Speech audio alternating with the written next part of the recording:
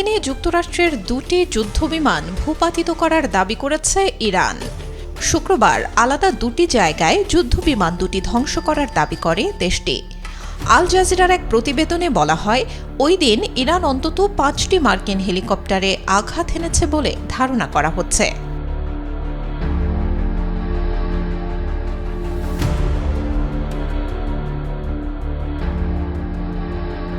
প্রথম যুদ্ধবিমানটি F-15E মডেলের বিধ্বস্ত হয় ইরানের মধ্যাঞ্চলে। এর কয়েক ঘণ্টা পর A-10 মডেলের আরেকটি যুদ্ধবিমান বিধ্বস্ত হয় হুরমুজ প্রণালীর কাছে পারস্য উপসাগরে।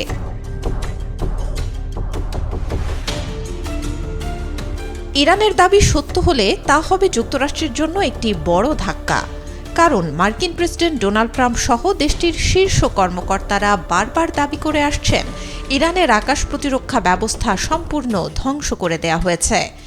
এমন দাবির মধ্যে মার্কিন যুদ্ধবিমান ধ্বংস করতে পারাটা ইরানের জন্য বিরাট সাফল্য।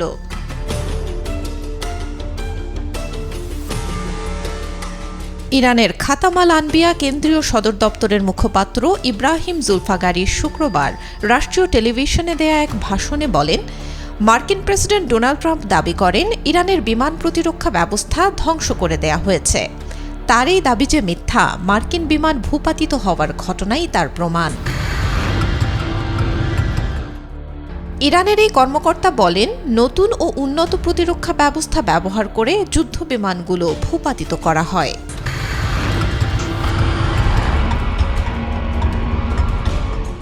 বিধ্বস্ত যুদ্ধবিমান দুটির পাইলটদের উদ্ধার অভিযানেও হামলা চালায় ইরান।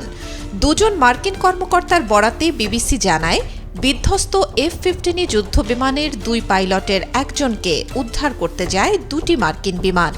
সেগুলো হামলার মুখে পড়ে। এ সময় A-10 ওয়ার্থক যুদ্ধবিমানটি আক্রান্ত হলে পাইলট সাগরে ঝাঁপ দেন, পরে তাকে উদ্ধার করা হয়।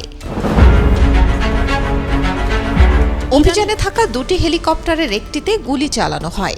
এতে হেলিকপ্টারটিতে থাকা কয়েকজন ক্রু আহত হন, তবে সেটি নিরাপদে অবতরণ করে। F-15E বিমানের দ্বিতীয় পাইলটের খোঁজে এখনও উদ্ধার অভিযান চলছে। এদিকে নিখোঁজ মার্কিন ক্রুকে জীবিত ধরিয়ে দিতে পারলে $66,100 পুরস্কার ঘোষণা করেছে Iran. Desk report, B news 24।